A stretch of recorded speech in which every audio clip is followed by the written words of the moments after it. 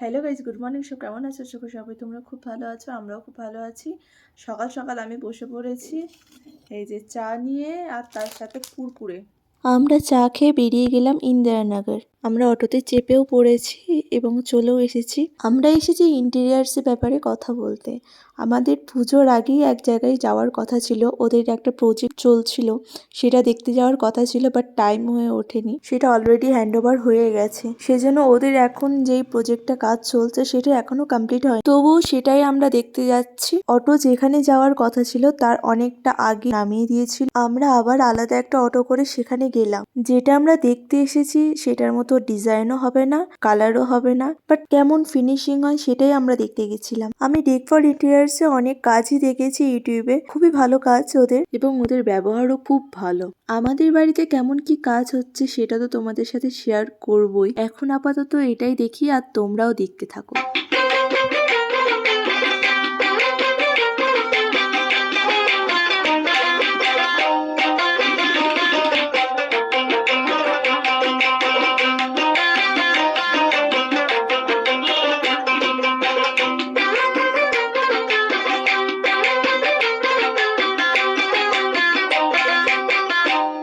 আমি এখানে দেখে নিচ্ছিলাম যে লাইটগুলোতে ঠিক করে ভিডিওটা আসছে কিনা।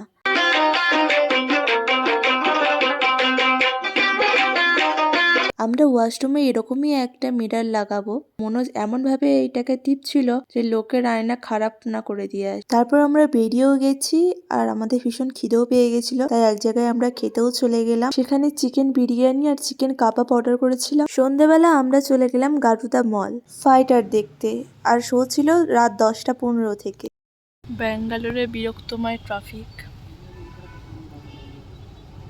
আর এখানে একটা চার্চও আছে। আমাদের সবসময় রাত্রে মুভি দেখতে যেতেই বেশি ভালো লাগে, ওই সময় আরো ডিনারও হয়ে যায় আর আরো ঘুমিয়েও পড়ে। আমি এখন বসে আছি, আর ওদিকে খাবার আনতে গেছে।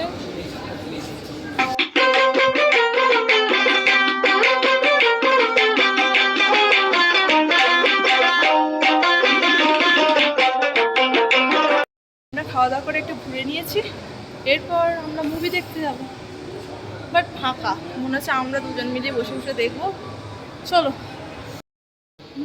দেখো কেউ নেই, ওই দুজন আর আমরা দুজন, ফাঁকা পুরো। সামনে থাকতেও পারে, না না ফাঁকা। আমরা এখন ওয়েট করছি, প্রায় আধ ঘন্টার মতো বসে থাকতে হবে। যাই হোক, বসেই থাকি। চলে এসেছি আমরা ভিতরে, আর ভূত ভূত দেখতে লাগছে এখন আমাদের। সেজন্য এরকম চোখ কাটাবার মতো চশমা দিয়ে দিয়েছে। এখন 1:30টার মতো বাজছে, আমাদের মুভি দেখা হয়ে গেছে, চলো বাড়ি। এখন ঠান্ডা হাওয়া দিচ্ছে ভালো, আর আমাকে ফুটফুটি লাগছে। যাবার সময় আমরা গাড়িতে গেছিলাম, তখন 95 টাকা নিয়েছিল, বাট আসার সময় অটোটাই 200 টাকা নিল। আমরা বাড়ি চলে এসেছি, আর কলিং বেলের আওয়াজে আরও ঘুম থেকে উঠেও পড়েছে। যাই হোক, ওর ঘুমটা আছে চোখে। তো ব্লগটাকে এই অবধি রাখছি। যদি কিছু ভালো লেগে থাকে তাহলে প্লিজ লাইক করে দিও, আর কমেন্ট করে জানিও হচ্ছে কেমন লাগলো। আর যারা এখন আমার চ্যানেলটি সাবস্ক্রাইব করেনি তারা অবশ্যই সাবস্ক্রাইব করে দেবেন। সবাই ভালো থাকবেন, সাবধানে থাকবেন, সুস্থ থাকবেন। Tata, good night, tata. এটা হামি দিয়ে দাও সবাইকে।